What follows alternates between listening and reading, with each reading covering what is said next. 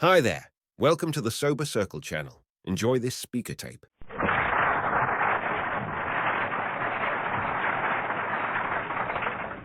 My name is Clancy and I'm an alcoholic. And to all you folks clustered in the back there who cannot see me, maybe not hear me, you'll be glad to know that there's been a lot of seats reserved up in the front row for big shots who couldn't make it.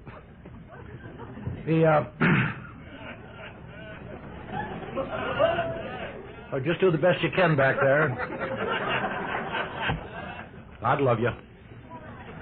I was very interested in the announcements about the tape. Max, I've known Max for many years. He's been a taper for a long time, and I went over to him before the meeting, and I said, I don't know, I've heard all the speakers before, but I was wondering if I could get a copy of a tape of the announcements. And he said that would cost $14. And I said, $14? My God, the talks only cost $7. He said, well, the announcements run twice as long.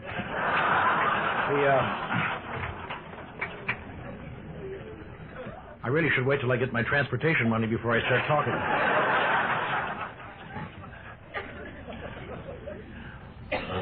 This is one of the few places where a program is a redundancy. But I am happy to be here tonight, safe and sane and sober. I've had a very pleasant trip here. Some of you know. My son and I, who's with me tonight, sitting down there, very ill at ease because he can't wear his tennies. When I was your age, I was in juvenile hall.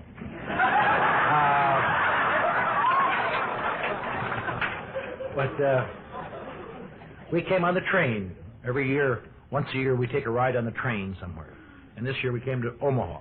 We had to fly to Reno to catch the train. Because you can't come from Los Angeles to Omaha. You have to come from Oakland to Omaha or from Los Angeles to Kansas City.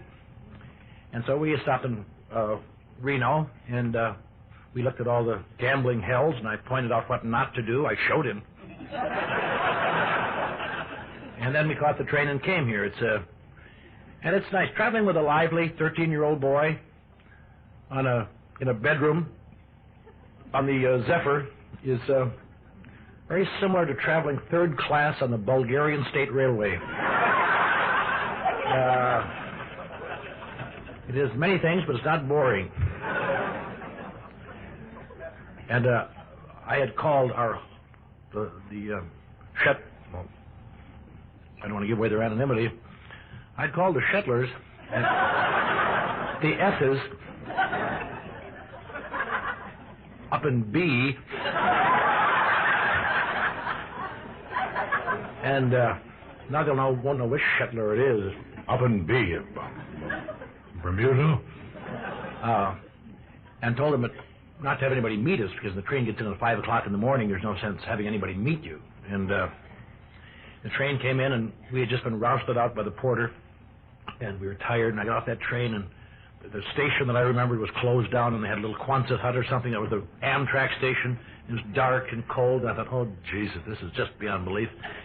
And the kid says, what are we going to do now, Dad? I said, shut up, shut up. Shut up, I explained.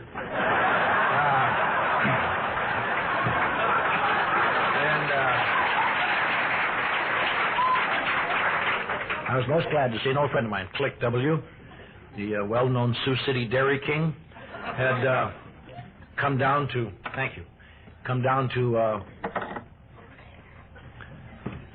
I didn't bother you when you were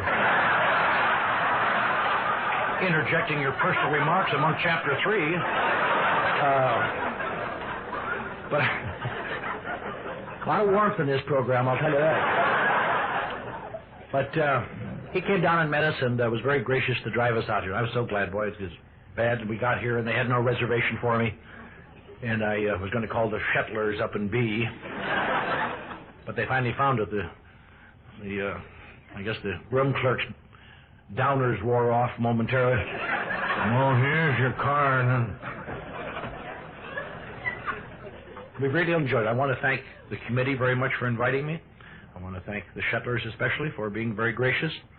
And it's been very nice to be here and see a number of people that I have known a long time. I have Incidentally, Tom, our 1,000th registrant, has come here all the way from North Platte, Nebraska.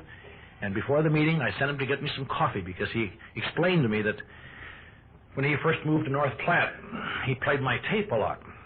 So I thought I'd strike while the iron was hot with a... I said, gee, Tom, get me some coffee with cream and sugar. And by the time he got there, he'd forgotten what I ordered. He came back with, I forgot the cream. And I asked him if he could please go back and get it. And he said, no, I've always wanted to say no, screw you to a circuit speaker.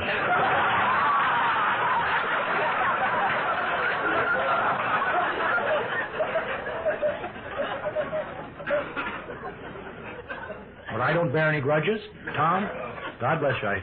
I hope, as we Quakers say, when thee gets back to thy kennel tonight, I hope thy mother bites thee.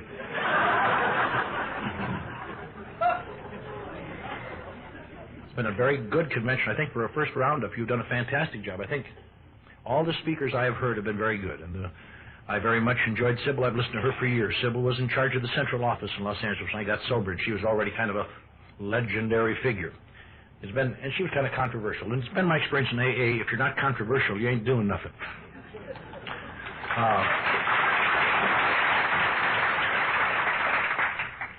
And she's been a gracious lady. And this morning, the desk, in their continuing efforts to make me feel at home, forgot to call me. So I inadvertently slept through Blanche's talk, and I'd hate to do that because I'd planned to make a critique of it tonight. If you can't attack the Al-Anons, who can you attack? I can't attack the one in my home, I'll tell you that. One time, Blanche and I were talking together in Louisville, Kentucky a couple of years ago, and she always accuses me of having a sharp tongue, and I'm really very gentle and warm and gracious. She left me before the meeting. She said, now, Clancy, she said, I have to catch a plane, and I have to leave right in the middle of your talk, but I'm going to stay as long as I can. Now, don't say anything if I have to get up and leave. Blanche, are you kidding? So just about the time I watched her started getting her things together, I said, there's one thing wrong with Al-Anons in the middle of my talk. I said, they sometimes get so bored with AA that they don't even cover it up. They just get up and leave meetings. It's just the goddamn thing every time. And then I told Blanche, I go, oh, Jesus. So you can see how bad it makes me feel not to be able to critique her tonight. But she's an excellent speaker, and I very much enjoyed Bob this afternoon, who I have heard many times. And I've spoken in our group recently in West Los Angeles, which I guess now is according to New York, the largest and most successful weekly AA meeting in the world. You get about half this many every Wednesday night at 8:30. And it really is a great experience. I founded it, but it was very small when I was running it, and now it's built up because they got good secretaries. And I stand in the back and give signals as the founder. Nobody ever pays me attention, but it makes me feel good. But Bob is a fine speaker, and Eloise, the AA turned Al-Anon this afternoon. I don't mean that critically at all. I mean, I respect Al-Anon. I think that it's must be as good as Alcoholics Victorious.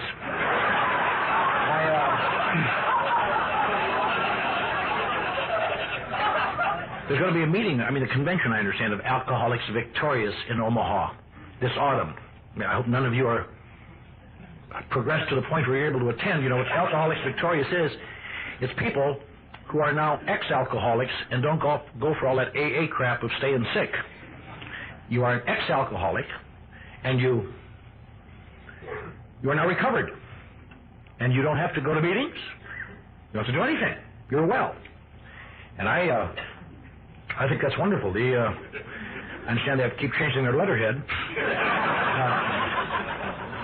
The presiding officers keep changing for some reason. I don't know why, but I don't judge. By God,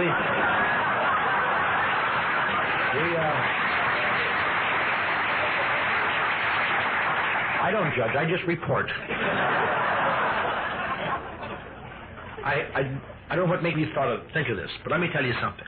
This is the first time I ever told such a thing at the podium. But when we were on the train coming here today, or the other night, at dusk, the guy in the next compartment gave the porter $20. He says, we're going to get into McCook, Nebraska in the middle of the night. And he says, I'm a very bad sleeper. I sleep terribly. He says, I want you to get me off this train in McCook, Nebraska. Now, I'm going to fight you and kick you. I hope not, but maybe. I want you to just, if necessary, pick me up out of my bunk and throw me on the platform and throw my suitcases after me. And about 3 o'clock that morning, we were awakened by a terrible hubbub in the hall. And this guy, he said, damn you! We were to McCook, Nebraska, and here I am on this damn train. You didn't get me off. I missed the business deal. And it just cursing. I tried to cover my little boy's ears, and just... Oh, I said, son.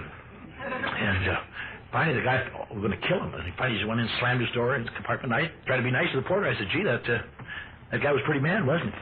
Hey, you should see the guy I put off at McCook.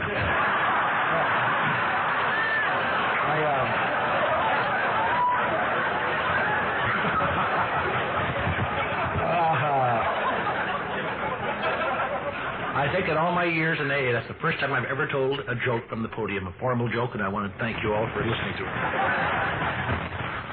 I'm glad to see my friend Wilma here, who's been in our group many times, now in Sioux City, a great many people. But primarily, I am most glad to see me here, because if I weren't here, that would be meaning to me that I was not someplace where I was supposed to be. And in AA, that's not a good thing to do. To not be someplace you're supposed to be. They always say it's a terrible thing to be someplace you're not supposed to be, but a worse thing than that, and that's to not be where you're supposed to be. I come from a town somewhat smaller than Omaha, a little town up in northern Wisconsin. Some of you have heard about it. I try to make it famous if I can. And I know I've really achieved fame because I've been invited to speak next spring at their 20th annual banquet, and when you can come home is, well, I told you, folks, I'd be the tops at something. I'm the top think, you know. But I grew up in this little town, and when I was a boy, it's the kind of town you read it, you see in Andy Hardy movies, like Omaha, only much smaller. The trees come together to make a kind of a tunnel of trees. In the summertime, as I was explaining to my son, we live in California where they don't have all these crickets and cicadas and all these things making noise. And he asked me what they were today. I was trying to explain to him as we walked around the building.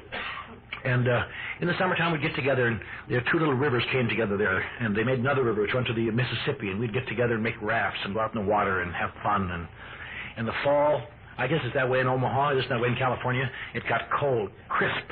Not cold, but crisp, and all the trees turned up and way up north like that. They turned gold and crimson and just beautiful. And a smell I've never smelled. The smell of burning leaves in an autumn. The only time you can smell that smell now is at a rock concert.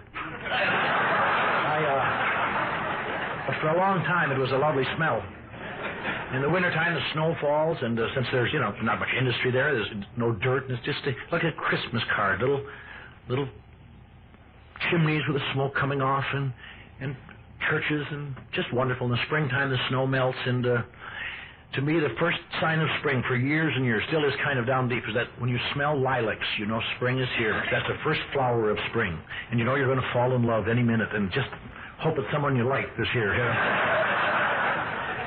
It's the kind of town that you just dream about.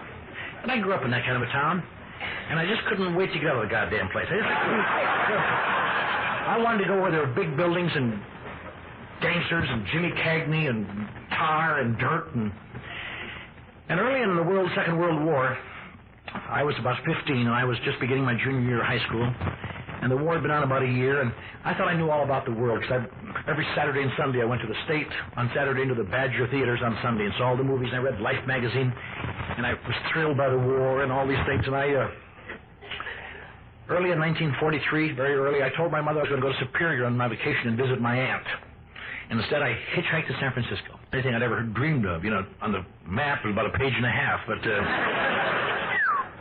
I got to San Francisco to my usual style. I immediately ran across a guy who showed me how to prove I was older than I was.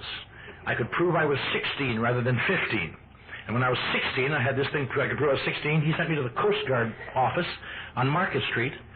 And there I They were crying for merchant seamen. I took the proof I was 16. They gave me a form for my parents to sign. I took it around the corner, had them sign it, brought it back. And I got issued temporary seamen's papers. And with those temporary seamen's papers, I was assigned to the National Maritime Union down on Montgomery Street, and I went down there, and they were crying for merchant seamen, and they had my seamen's papers, and they made me sign a form saying they could assign my dues out of my first salary, and they assigned me to a ship. And that night, I was on a load of torpedo warheads going to the South Pacific. And about 2 hours out of port, it suddenly struck me. This is not quite it either. And I sidled up to the captain, and land was just going out of sight. I told the captain, I really appreciate this opportunity, but we had a big English test Monday, and I really should get back. And he directed me to my forecastle. And I didn't know what a forecastle was, but it sounded ominous. Turns out to be in a ship, a forecastle is a place where people sleep. And I was stuck in there, small and skinny, and a face full of pimples, and just a mess. And they stuck me in there with 3 of the worst type of people that a small, skinny, pimply-faced kid can ever be stuck with. And those people are called men. And, God, I used all the things that used to make them laugh in homeroom, and it didn't amuse these guys at all. Why don't you get in your goddamn bunk and dummy up?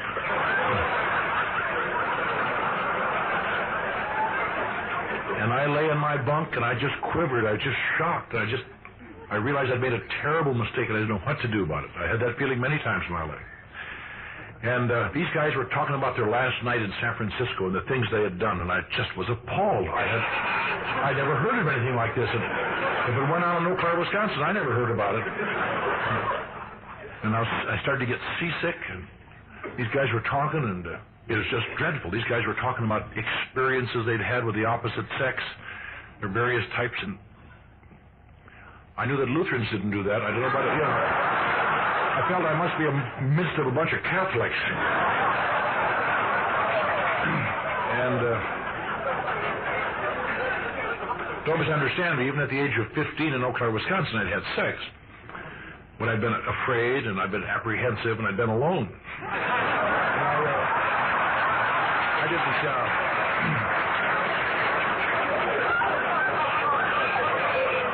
I wasn't aware these things were going on, and I didn't know those pictures came to life. And I hit my bottom. And one of these guys, one of these big mopes, went to his suitcase or his sea bag in his locker and took out a bottle of whiskey, something I'd never seen close up in my life at that time. And I remember he took off the top and said to one of his friends, "You want a little snort?" He goes, "Yeah." He said, "You want a little snort?" I said, "Yeah." Remember, he had turned to me with a very unpleasant look. Now that I'm older and more sophisticated, I would call it a patronizing look. But at the time, it was just an unpleasant look. And how about you, Junior? You think you're man enough for a little snort? And I looked up at him, and my watery blue eyes blazing. And I thought to myself, now I know you're a Catholic. I didn't say anything, but I knew it. Lutherans don't drink whiskey. Norwegian Lutherans. You know, it's a funny thing. Some of you aren't familiar probably with Norwegian Lutherans. That's kind of an isolated little sect up where Nordics live. But I hear a lot of people in AA say things like, the rigors of the Catholic Church and its strictness drove me to alcohol. In Eau Claire, Wisconsin, if you're a Norwegian Lutheran and you can't cut it, it's too tough for you, and you're looking for an easier, softer way, you become a Catholic.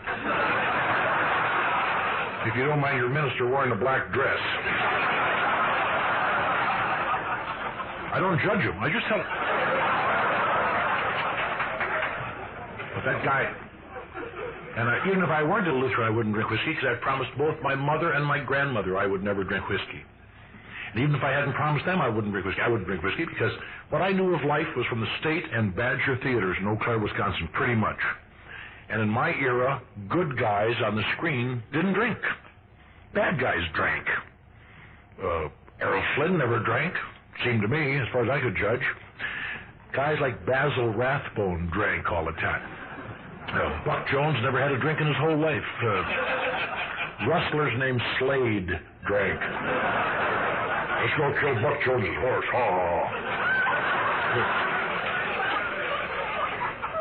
There's no conditions under which I can drink whiskey. And that big, strange guy stuck that bottle in my face and said, "You think you're man enough for a little snort?" And I just looked up at him and I told him, "Goddamn right." Because I've always been a little weak under pressure, too. That's good. And I had my first drink of whiskey, and it burned my mouth, and it burned my throat, and it burned my stomach. And then it turned around, and it burned my stomach, and burned my throat, and burned his shirt last I saw it. And, here's a bottle of whiskey. I'm kidding. Almost. It was just dreadful, and that made me feel even worse. I remember all the way across the Central Pacific, when nobody was around, I'd sneak into that guy's locker to get that bottle out and take a sip. And I hated it, I despised it, but I had the feeling if I can hold a drink down, they'll think I'm a man. All of my life has been spent in the next thing is going to make it all right. Later, as I became more worldly wise, there were things like, once I get that woman, or that woman, once I get that degree, once I get that job, once I get my name in letters of gold on that door, once I get my name in the paper, once I get my picture in the paper, once I get to be something. But then my life was much more less complicated. Then once I hold a drink down, it'll be all right. They'll like me then. And all the way across Central Pacific, I took a drink of that rotten slop and it threw it up and wiped it up so they wouldn't know.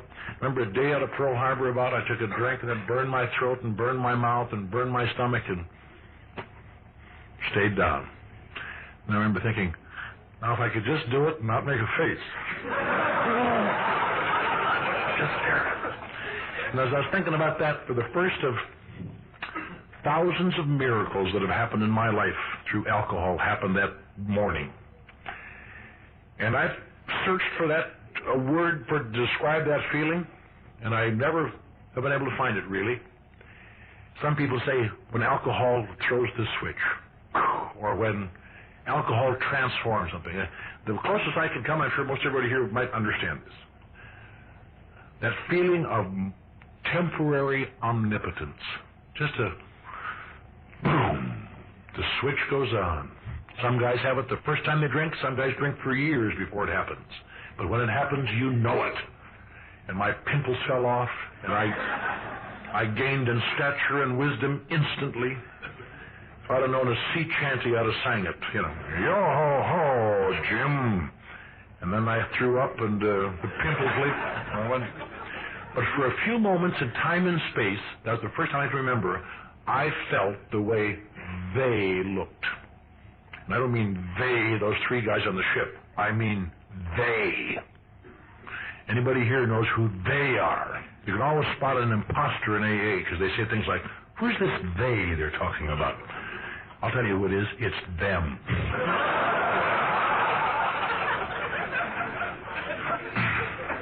And I drank from then on. I don't mean that I became an assiduous drinker because I didn't like to be sick, but I tried to learn over a period of years to drink what would not make me sick, which would make me feel good, which would help me along, which would make me look sophisticated or manly or whatever it was. And later in the war, I went in the Navy. And when I was at the end of the war, I was in a naval hospital up at Shoemaker, California. And they're sewing up my stomach, and they gave me some tests to pass the time from the Armed Forces Institute. And it turned out that I was they said, in the top 2 percentile of intelligence in the whole United States Navy, which was pretty good for a seaman first, trying to hold on to his rate. And that didn't ever do much for me, except it got me a high school equivalency diploma. So after the war, I went back, and I didn't have to go back to be a junior in Oak Star Senior High School. I used that, and I went to college. And I went to college, and I met a girl in college who I loved, intended what's a pretty girl like that saw in me, and we got married, and we had a couple children. And I was a member of a championship team, which was nice, and I was editor of the yearbook, and went out in the world. I became a sports writer. Then I got into sales correspondence work for a corporation, and I got into advertising work and advertising agencies, and became Now I've lost my place.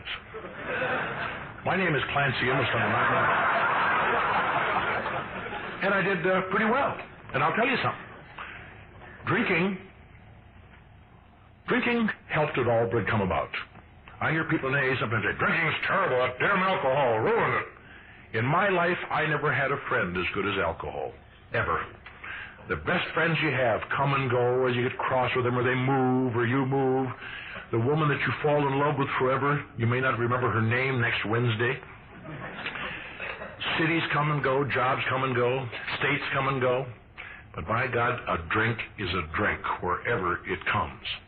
And drinking to me was a great help, and especially since I had a lot of emotions that other people didn't seem to have. And I drank and became rather successful. Now, I don't want to imply that my life was a rosebud. Off the assembly line in heaven, when I got to the insulation department, somebody said, "Hey, God," and I said, "Yeah." And one got by. Oh, well, he's a Norwegian screw. Yeah.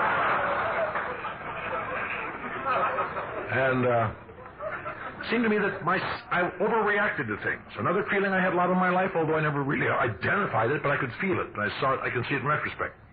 Most of my life, I have been more troubled by anxiety than other people. Other people just take negative decisions and say, well, that's the way it is. Let's continue. And I have a tendency to find my gut going, because I fight for truth. A lot of young people today think they're the first ones who ever fought for truth and justice. You hear a lot of young people today say things, "Give us justice!" and make marches. In my day, I fought for justice and it wasn't in. And, it's nice to be a young person and cry, "Justice! Justice!" When you get older and wiser, you find yourself not crying that so much. The cry becomes, "Mercy! Mercy!" I had enough justice to last me forever. That's one of the things that's wrong with the world. It's damn full of justice. But I've always had a lot of anxieties, and I've always felt I was cursed with the imagination to see what was going to happen, and other people just dumb. It always seemed to me that my lonelinesses, when they came, I had some severe depressed lonelinesses, much worse than any I ever saw in anybody else. Other people had them, but I didn't get to their room under their bed to see them. And I had terrible lonelinesses and depressions. I used to remember walking down the street and just knowing that I was a tragic figure. I know that people going by would say things like, "Did you see that Hamlet-like figure? What a terrible load he must carry." And it really is a shock later when you find out what they're saying is, "What's wrong with that turkey?" I've always been cursed a lot with resentments. God, I have a lot of resentments. Once upon a time, a psychiatrist told me I had an intense burning white flame inside of me. And when you have an intense burning white flame and you're kind of weird, it causes a lot of friction. And I have always resented authority. I resent authority. I resent people who, without hardly any merit, have the right to alter my life by a stroke of their stinking pen or their whim. I resent people I work for who have the power to promote no-talent crapheads, brown-nosers, and hold back men of integrity.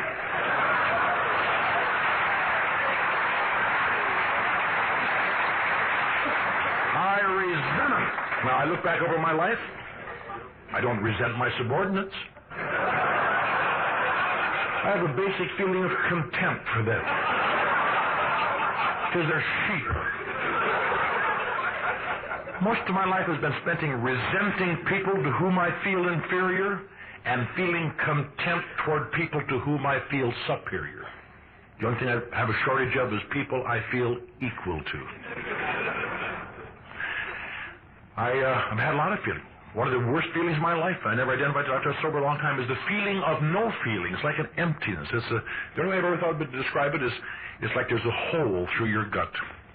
Painless, but the wind blows through. And you can have a $500 suit on or you can have a 10-cent T-shirt, and that wind blows exactly the same speed. And when you have these kind of emotions, together with an uncanny ability to spot crapheads,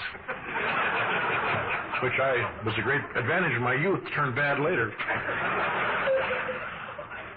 You have a tendency to find some emotional imbalances, and I did a lot of things for them. I went to an analysis, as I mentioned, years before it was in.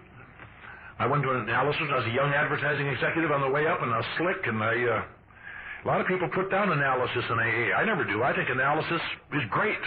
It was in analysis that I discovered that it wasn't my fault.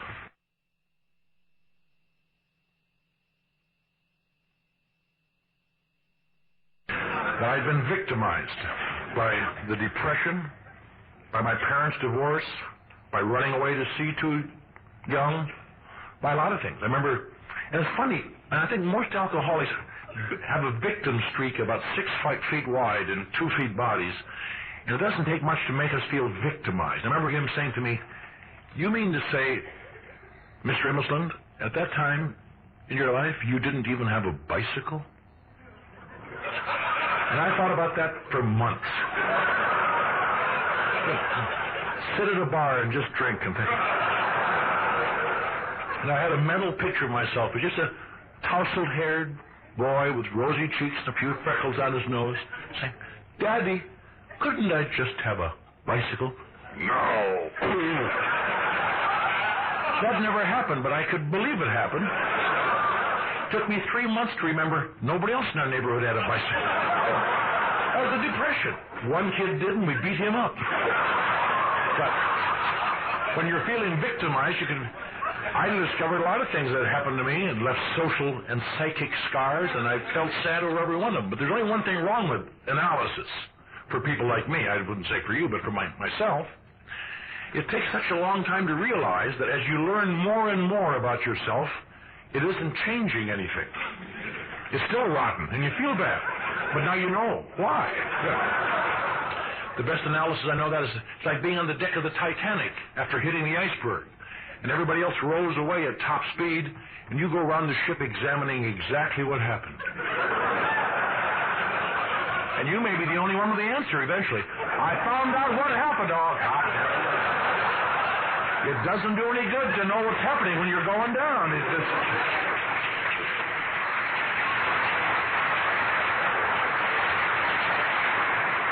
No. This is the applause signal. I've got my shills spotted around here, and they're all from North Platte. Well, keep coming back, Tom. We're going to get you. I finally got out of analysis. Later, I got into metaphysics. Bob was talking today about self-help books. I wouldn't stop at self-help. I wanted to get some deep metaphysical insights. And I'll tell you how to discover metaphysics, meaningful metaphysics. If you understand it when you read it the first time, it's second rate. You have to really grind but you work at it. I got to a point where at one time, to the best of my knowledge, I was one of 6 people in the whole state of Texas who knew truth. And the other 5 were, they got very cold and lonely at the top, I'll tell you. Later on, I read philosophy. I did a lot of things. I got into philosophy. I took metaphysics. I was into things and all sorts of things, spooky religions and incense burning, self-meditation and all that horse manure. But I never had any therapy in my life that was as good as 3 drinks. Drinking just happens to do better than, I don't want to discourage you, but I think you'll find that 3 months of analysis will not make you feel as good as 3 martinis. 3 years of analysis won't make you feel as good. 30 years of analysis, you're too late for martinis. I sound as though I'm putting down analysis. I am not. I am nothing at all against psychiatrists. I've sponsored a couple of them, and they seem all right to me.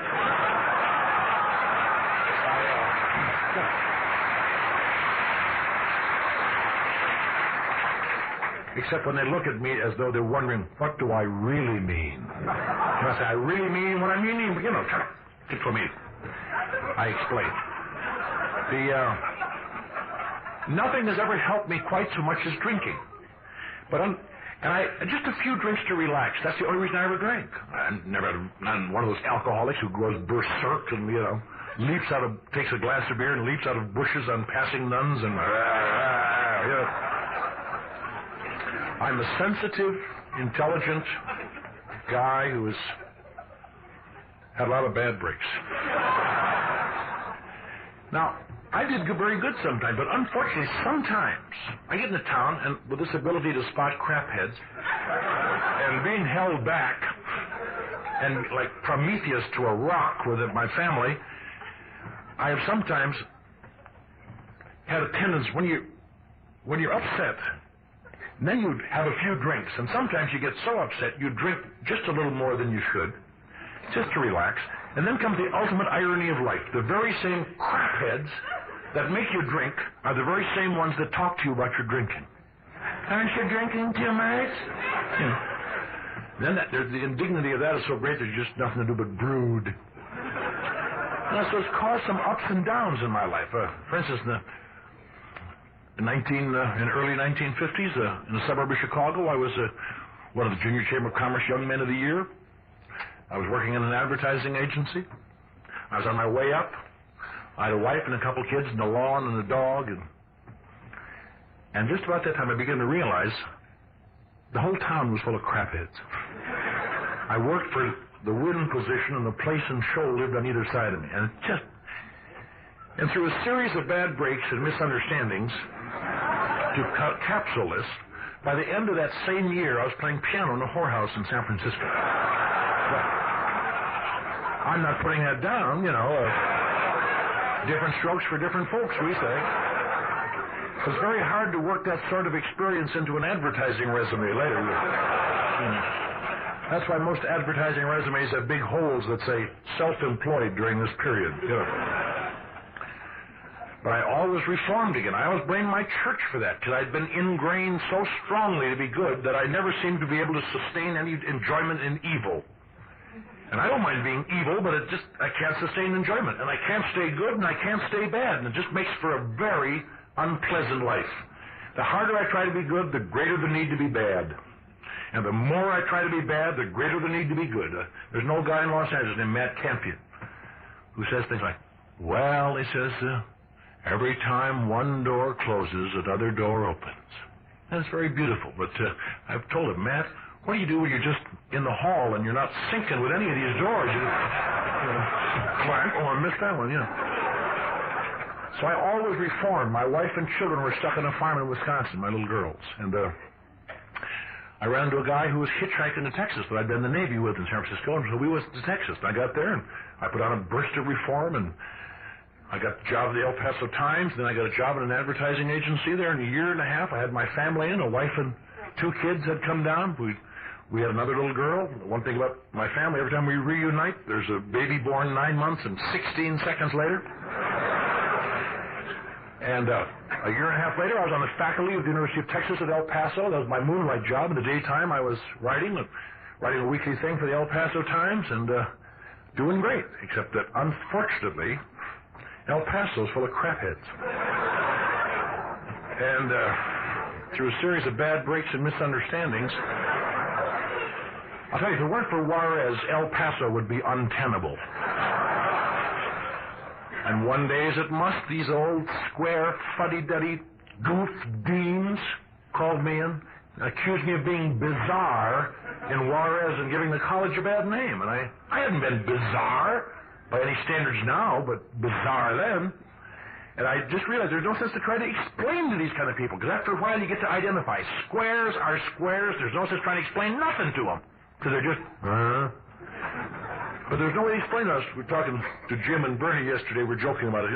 There's no way to tell a dean of the University of Texas that somehow, when it's 3 o'clock in the morning, and I'm balancing on one foot on the bar of the Chinese Palace in downtown Juarez, and I have a glass of tequila and some salt on the back of my hand and a limon, and I'm singing my little song, Yo soy el maestro de los locos en Chihuahua. That relaxes me.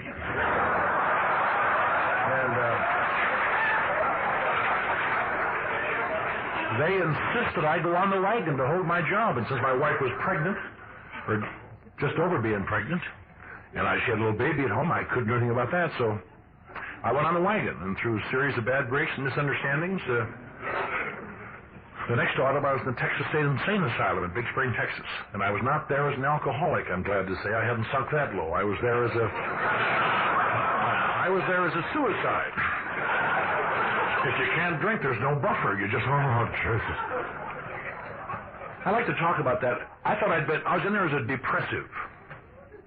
And I had never plumbed depression like I knew when I woke up where I was. And I was in a Texas nut house. And that was the first time I ever really knew what a depression was. It was far beyond what I'd been committed. I thought, my God, what did I ever do? It's just, oh God. I might have been there yet, because I was there in an indefinite commitment, up to and including the rest of my life, till I got well. And I might have been there now. Except some guy came along and says, sometimes it's terrible. But that is not my number one problem. My number one problem is kind of a shapeless, nameless disability of the emotions that comes and goes that I can't cope with. I can hide it, but I can't cope with it. And sometimes I drink to relieve that pressure. And then when I drink, then my drinking problem takes over. But doesn't anybody understand? I used to think to myself, maybe I'm a different kind of alcoholic like they didn't have in the early days of AA when they wrote that book. And maybe it doesn't do me any good to sit down in a meeting and hear some guy explain how wonderful he is. And now I no longer get angry or upset. That used to just make me crazy. Remember one time at Beverly Hills, I was there looking for a wealthy sponsor. And I heard a guy, and it just made me so upset. I thought, if that's true, I'm screwed. Because I'll never get to that point. I went up after the meeting, pretended to stumble, and laid a hot cup of coffee down his beige suit. And I was considerably heartened to see that he regained anger, hatred, and all the emotions he'd lost.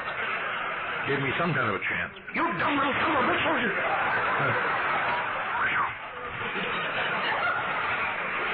And I want to tell anybody new here tonight, that's the way I get if you spill coffee on me, so don't run the test on me. I'll have my kid beat you up. How can you be an alcoholic?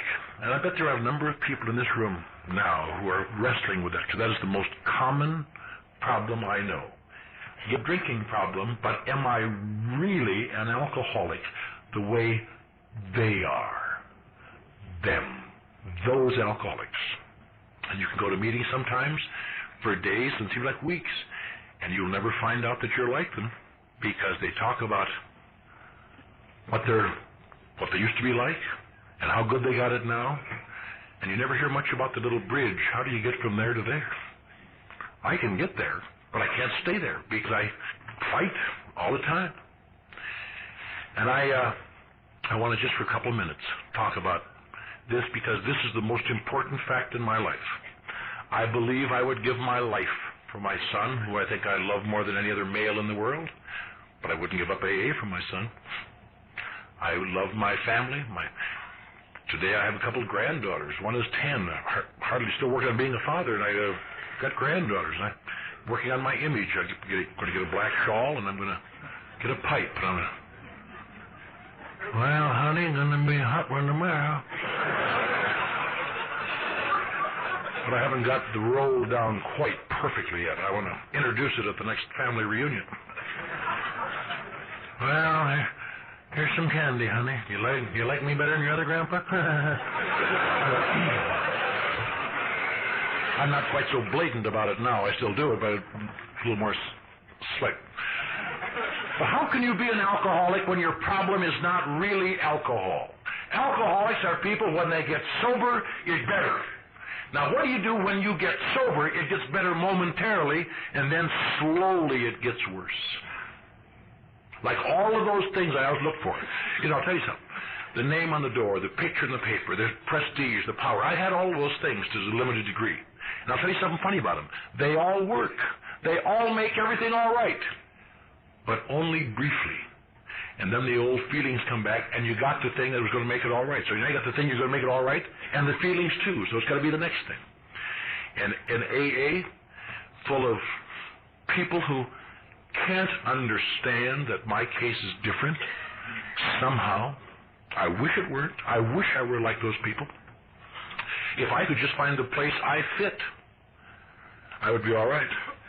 Now, what can I do when they say, stop drinking, kid, it's going to be all right? And I know, as sure as I know my name, for me to stop drinking doesn't make things all right. It does for a little while, but...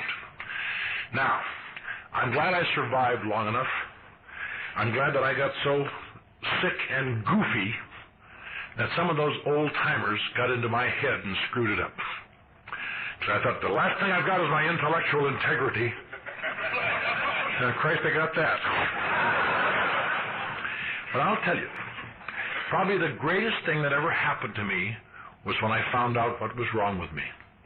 And oddly enough, the one thing I always do, but my problem really isn't alcohol.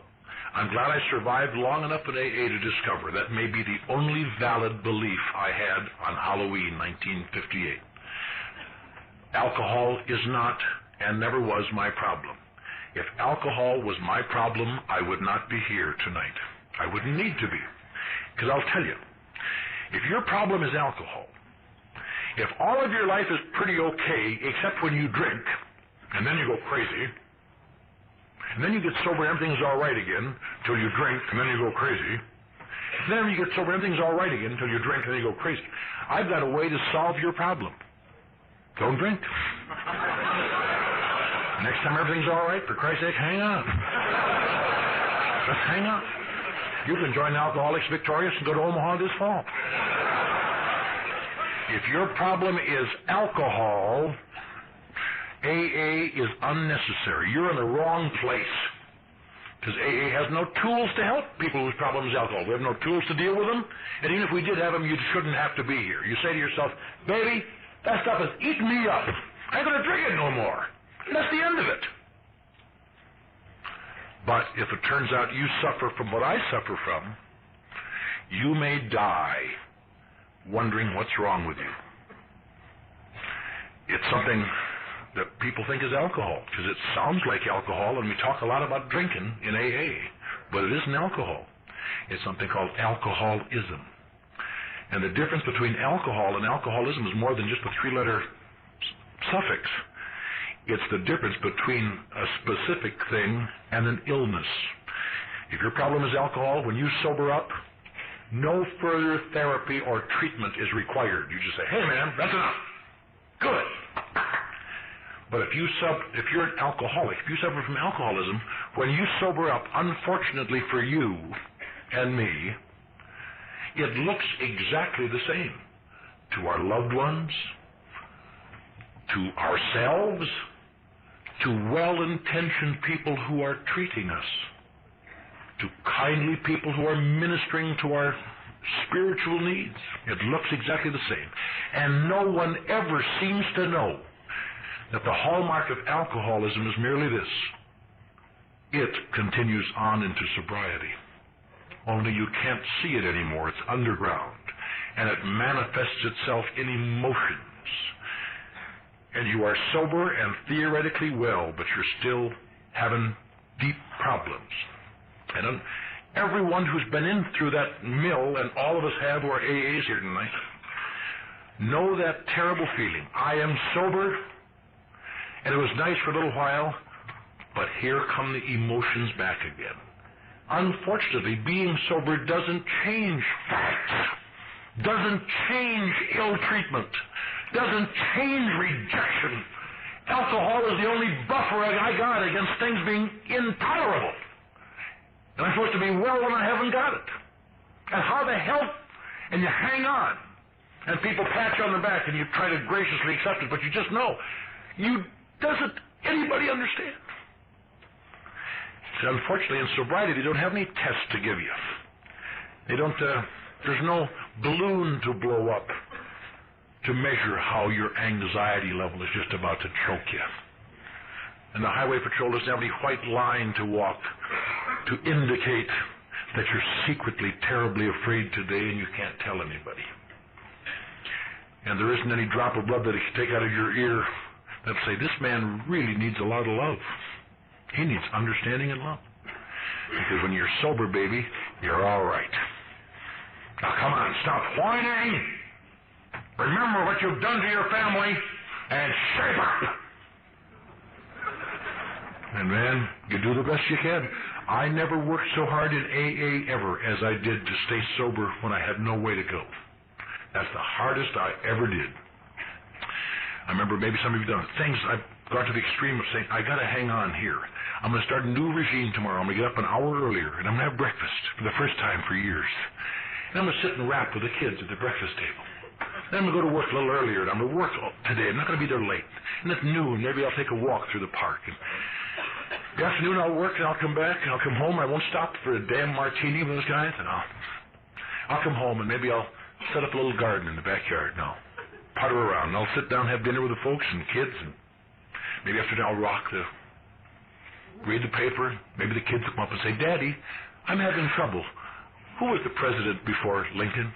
I'll say, well, honey, I think you'll find that was Buchanan. And I just said, I'm going to be all right. And when it comes time to get up in the morning an hour earlier, oh, Christ. And breakfast is a tragedy. And that pig I'm working for is there when I get there. And all day long. And sometimes I can do it for a day or two, but once you just...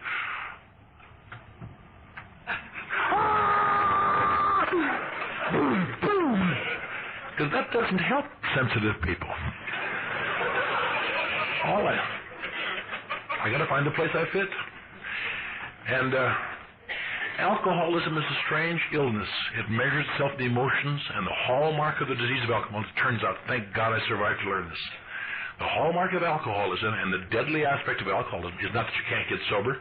You hear a lot of people in AA sometimes kind of put things together and say, I was drunk for the next 10 years. But I'll tell you a little medical fact. You can't stay intoxicated 14 straight days and nights in a laboratory. The body can't stand it. You get sober again and again and again and again. That's what makes drinking so rotten. Again, if you could stay drunk, you'd have a very small membership in AA, I think. You'd have a different speaker tonight. I might still be down at the Chinese palace. But the hallmark of alcoholism for the alcoholic is something I've never known anyone aware of it, and I've worked with a lot of people. The deadly aspect of alcoholism is sobriety eventually becomes worse than drinking. And then one day, as our book says, there seems to be no defense against the first drink. And by that time, the patient usually is convinced he is not really an alcoholic anyway because I'm sober now. And this time I'll watch it. Or this time I'll just get away. And sobriety is an untenable place. And all the lectures and all the nice old ladies come up to you in their white tennis shoes giving you little shots. Oh, son, I just hate to see you fight God at these meetings. It's all you keep doing, saying, well, ma'am, you'll never see me fight God again. Now you'll just get on the audio for a few weeks. And all these well-meaning people, you turn your life over to God, son. Try that with $105 in hot check some morning. Here, God, you know what God does? He turns them over to Sheriff Peter Pitches.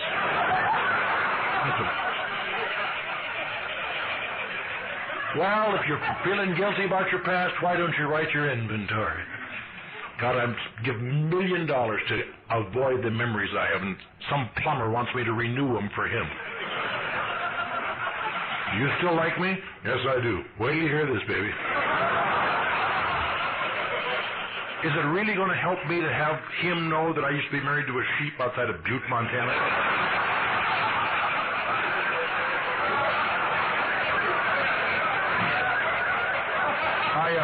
I hesitate to add, that's not a part of my inventory. That's a figure of speech. I never went near Butte, Montana. Make amends to those dirty pukes that have been throwing it into me for 20 years. Here's $5 for calling the police on me that time. Sorry. Meditate. That's a great thing for a suicidal. Just sit in your closet for 3 hours and sift things out. Have your pistol right along with you. What's the reward? Love and happiness? No. Read the 12th step. You're allowed to drive across town in the middle of the night and let somebody puke on your shoes. Oh, I'm so glad what I found. Now can you puke on the other one? Make it look like a pattern. AA is a nice place if your problem is alcohol, but it ain't worth nothing if you're sensitive. And that's why it's the last amazing fact I have to tell you is that that's what's amazing in my life. The only therapy I've had since October 31st, 1958 is Alcoholics Anonymous. And it got so bad in my life, I had to try this crap. And after I tried it, it worked. And now I go up to newcomers and say, why can't you try it the way we did? It's the same. I remember a week after I took my inventory, I was still living on a band card. I was at discussion meetings saying to people, I don't know how you can expect to maintain sobriety unless you're willing to write an inventory the way we've done. I completely forget the reason I took my inventory because I was going to commit suicide and I couldn't find the ocean and my sponsor took advantage of my pain. Things look different on the well side. When you stop thinking about it, I want to say one more thing. You stop thinking about it, you think, if alcohol is not the problem, what is it with alcohol? What's the sensitivity, the allergy? You know what I think it is? I believe I have been active, I think almost every day that I've been sober. I've made an AA contact every day that I've been sober, wherever I've been. I still go to meetings. I still work with new alcoholics. I don't have an unlisted phone number so they can't find me when they're troubled. I do the best I can. And in my experience, I've always looked for what is it that alcohol does to alcoholics that it doesn't do to other people? What is it that alcoholics have in common? Right, and what do they bump in the cars? You develop some skills. What does alcohol does to everybody? I've been looking for that, and I have never found it. Maybe you found it, but I don't know what it is. What is the sensitivity, the allergy that alcohol does to an alcoholic it doesn't do to other people? Took me a while to, at least to my understanding, understand that. And when I came to understand that, it makes the chapter 3 that was read tonight, and all of the book fall into place, and all of the illness aspect of it fall into place. The one thing that we have in common is not what alcohol does to us at all. It's something much more complex. What we have in common is what alcohol does for us. Alcohol does something special for 7% of the drinkers that it doesn't do for most people. It has a facility to resolve conflict and alter relationships to environment. Now that sounds a little tedious, but I got to believe that's what happens. And that explains people who otherwise are all right. You say to them, "You want another drink?" They say, "Oh, no more for me. I'm starting to feel it." And you just want to grab them and say, "That's when it gets good, you dumbbell." You know, if you don't feel it, why drink it? I've met a lot of AAs who say, "I wish I was a social drinker. God, I wish I was a social..." I don't know any alcoholic who could ever be happy being a social drinker, because that means alcohol wouldn't do it for you anymore. You know, once when I was about 2 years sober with this little advertising agency, I was wrapping packages. One of our accounts was Kamchatka vodka, and these writers were sitting there, and I was better than they were, I felt, but I didn't have any front teeth. I was wrapping packages. They said, "What should we put on the billboard? Got all these boards up." And I came by with my packages, and I got an idea. Why don't you just put on the billboard, Kamchatka vodka goes boom, better than all vodkas everywhere. And they all, I thought they'd get a little applause, and what's that supposed to mean? And it suddenly struck me, my sponsor had lucked out and was right again. It doesn't go boom to them. It goes blah. Would you like to have gone through your whole life with all your troubles, have your back to the wall, hounds tearing at your throat, take a drink, "Oh, God!" Never go blah. No more for me, I'm getting dizzy. Hey, 93% of drinkers in the world will never know what everybody here takes for granted. When your back's to the wall and the hounds of emotions are ripping at your throat, You can't stand it, you take a drink. It doesn't go bleh. It goes boom.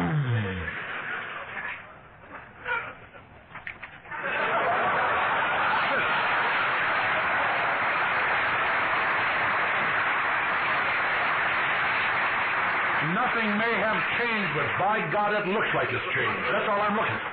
Remember one time in El Paso, we were sitting about 10 minutes to 10 one morning waiting for household finance to call at 10 o'clock to see if they're going to repo our furniture. And I was in my rum days at that time. And I said to my wife, Charlotte, I said, you want a little drink? And she gave me that same non-alcoholic baloney that every alcoholic listens to. My God, what's wrong with you? You've ruined our lives now. Do you want me to be like you? Never try to help an Al-Anon, first law. And I took her 2 drinks, and by the time the phone rang, I'd been as afraid as she was. By the time the phone rang, I was the only one prepared to pick up the phone. You keep up this shit, I ain't gonna borrow from you anymore.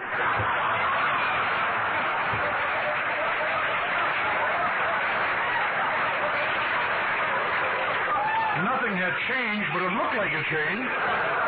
And that's all I asked. Just give me a fighting chance. Alcohol does something special for you and me. Again, to say it medically. It alters my perception of reality without physically changing either me or reality.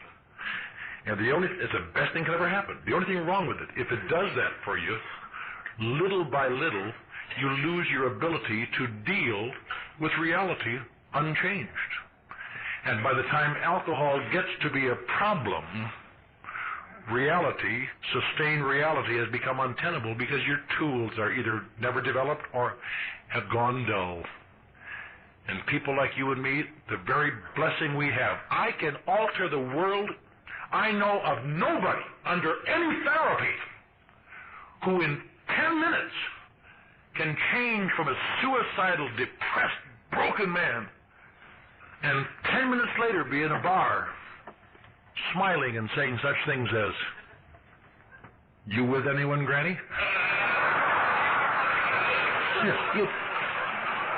It alters. The reason I mention that is because it's something to remember.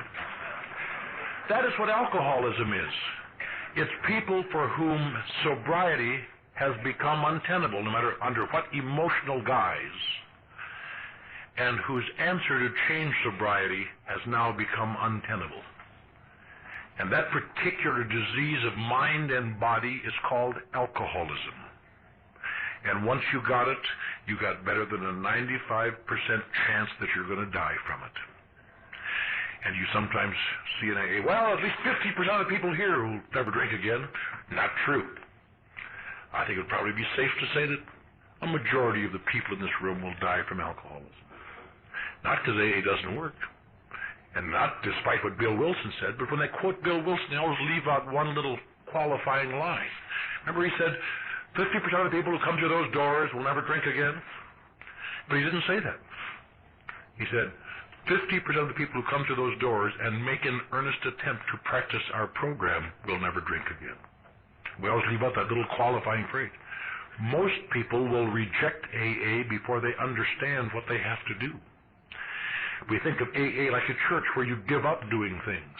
It's just the opposite. AA is a place where you start doing things, where you begin to alter your actions. You know, that's one of the, it's kind of an upside-down therapy here. Every therapy I've ever heard of in the world always says, we're going to straighten out your thinking, and when your thinking straightens out, your actions will straighten out. Right? Right. AA is the only place in the world who says, we can't wait for your thinking to straighten out. That may take some longer than you think. We operate on a different principle. We are going to straighten out your actions, and eventually your thinking will straighten out. That's why you can't depend on your motives around here. There's nothing in that book that says motives. When your motives are right, you will take these things. When your motives are rotten, that's the time you better. I remember once upon a time my sponsor was, the day I was going to commit suicide, I said, Bob, in my judgment, I can't bear any more self-analysis. He said, "In your judgment. Who cares about your judgment?" He said, "If I wanted your judgment, I'd run an abandoned car and stick my head in the window and ask you for it. But I'm living in a $200,000 house in Pacific Palisades. What do I want with your judgment? Your judgment stinks." And I got so upset that day I cried and wrote my inventory. I showed him. But that's what AA is about. That's why people like me, and perhaps like some of you, it's nice to have a sponsor. And try to get a sponsor, again, whom you cannot manipulate. Because if you could manipulate your sponsor, then you don't have any sponsor. And go to meetings and sit there and help other people if you can after a while. People sometimes say to me, "Why do I have to be such a contentious speaker?" And to me, it seems to me the absolute perfect role of an Alcoholics Anonymous member speaking is to comfort the afflicted and afflict the comfortable. Somewhere in between them.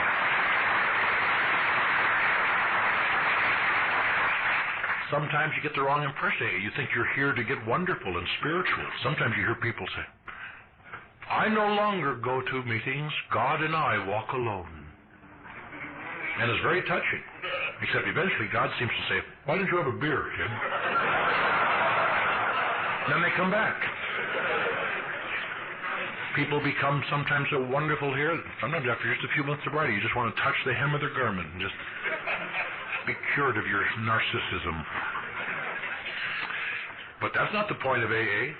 Spirituality is an integral part of AA, but it's part of something towards something. Spirituality is not where you get. Being wonderful. I don't know when you get it there. I thought it was the 19th birthday. It turns out to be the 20th birthday, but sometime soon, I hope. But the point of Alcoholics Anonymous is to enable people like you and me to live in sustained reality with tools that seem non-applicable, given to us by people ill-equipped to teach anything, to enable us little by little to make reality bearable and then tenable and give a flash of comfort. What was that? And eventually find that sobriety eventually becomes sustained, tenable, and better than drinking. Now, anybody can stay sober for a while. That's why you can't afford to quit when you're feeling good for 20 minutes or 20 days. You got to hang in there, because the mark between the winners and the losers are the people who are still active.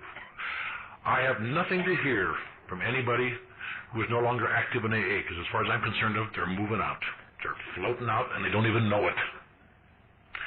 Sometimes you find old-timers get drunk, and the saddest thing about them is, I've seen it happen in Los Angeles. An old-timer get drunk, and most of the people in the group don't know who they are. They've never seen them.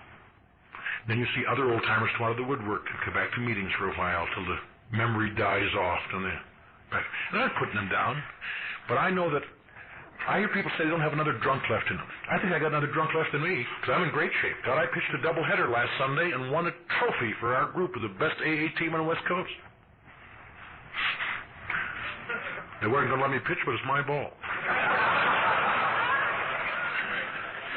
It's just slow pitch, too, and the ball goes away. It really wasn't much, but I have integrity, sincerity, and a fast, young outfield. I've been married 30 years. Over 30 years now, to the same woman. People say, how can you stay married with all your vicissitudes of your life? Another grit and pluck, and marry a Catholic who can never get divorced.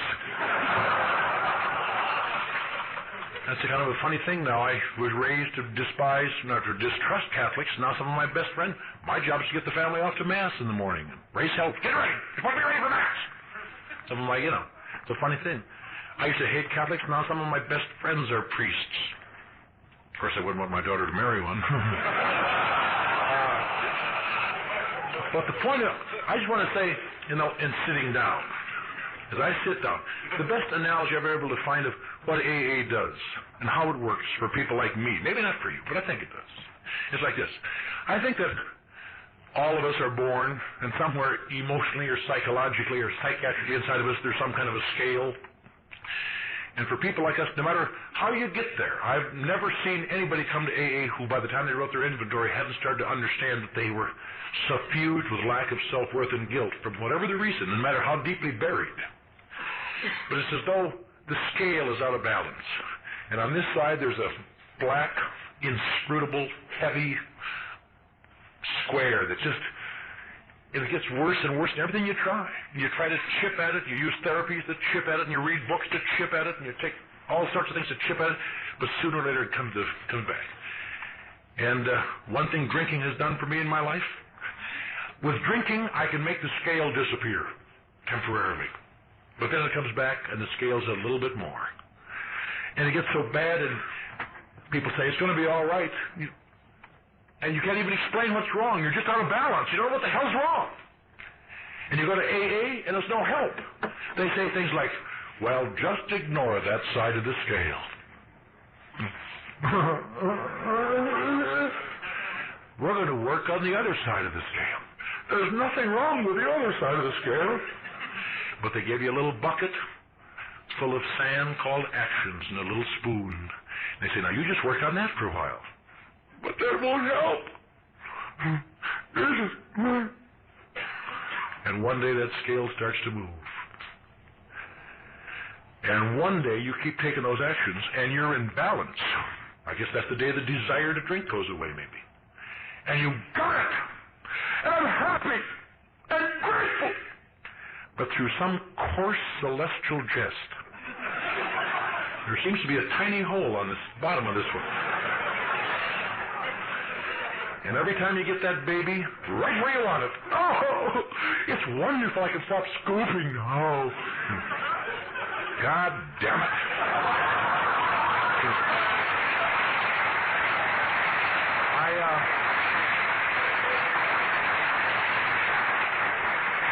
I think it's safe to say that you and I, to be in balance, must scoop as long as you're going to be alive. And if you see people, old-timers, get drunk, and God knows they do, it's because they were so well in balance so long, they didn't have to scoop anymore. I have never known an old-timer to get drunk who was still active in AA at the local meetings. There's the lesson there. I'm glad to be here tonight. I'm very grateful that my son is with me on this trip. Tomorrow we're going to go visit Grandpa in Eau Claire, Wisconsin. Now they cry when I leave town, which is a switch. And visit Grandma. And then we're going to take Grandpa and we're going to go down to middle Wisconsin where the last surviving steam engine is still running, and we're going to ride on that baby. Then we're going to go to the Circus Museum in Baraboo. And then Daddy is going to cry. Should be a nice day, and then I'll be back to work. And incidentally, in work, it just shows you got to be a little careful. Because as I told you, I became rather successful. I live out by the ocean, nice big backyard, everything nice. But AA has a tendency sometimes to warp your perspective more than you planned it to. About 5 years ago, I was feeling good and feeling that as my writing had never been better. I just gotten a bonus, but it didn't satisfy me anymore for some dumb reason. I worked to break my butt to get there, and now it wasn't enough. And I found myself in a strange position. I resigned from a marketing job in Beverly Hills, and for the last 5 years, I have been the director of the Midnight Mission on Skid Row that threw me out 20 years ago. And people say to me, how could you give up a job to work on Skid Row like that? So I tell them, I'm still looking for that son of a bitch. He'll be in here one day, and I'll get him. Or else I tell them they guaranteed me such a significant decrease in salary I couldn't turn it down. Don't misunderstand me. I'm not an alcoholic counselor. I'm not qualified to be an alcoholic counselor. I have always worked and not been able to take the course.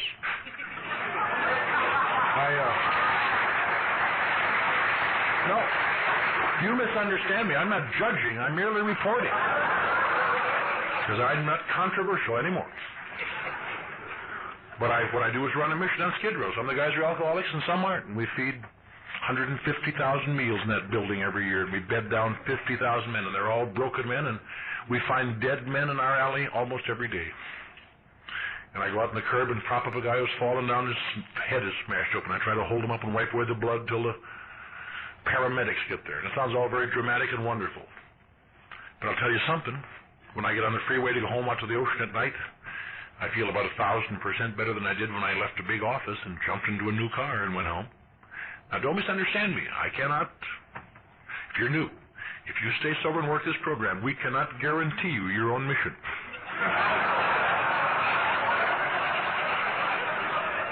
But we can guarantee you that you'll feel good when you go home at night from wherever you left. And you may feel good in the morning. I'm glad to be here tonight. I'm honored to be a part of the first Cornhusker Roundup. I am pleased to be with such distinguished speakers as I've heard.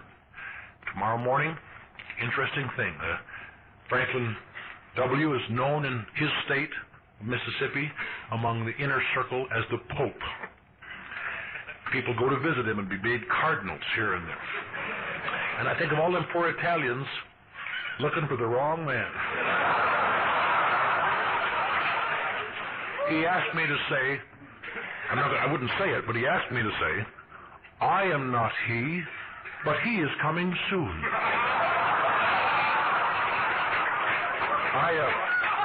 I'm just proud to warm you up for him tomorrow morning.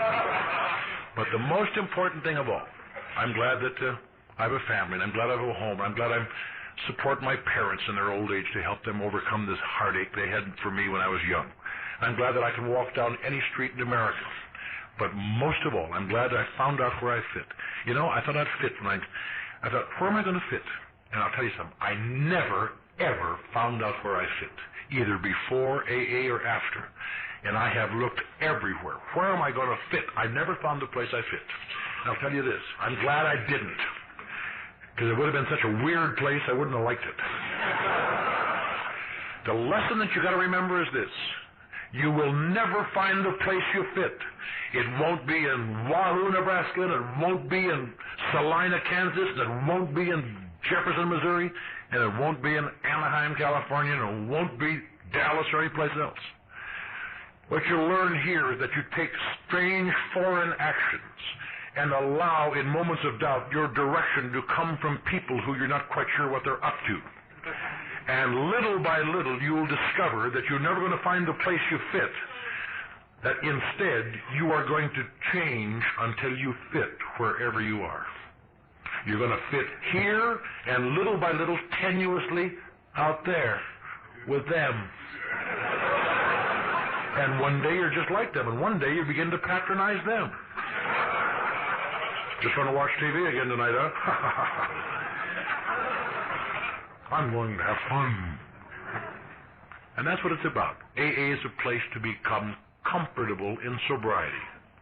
And if you're not making it, I suggest you ought to try it a little harder, because that's what it's about. Thank you.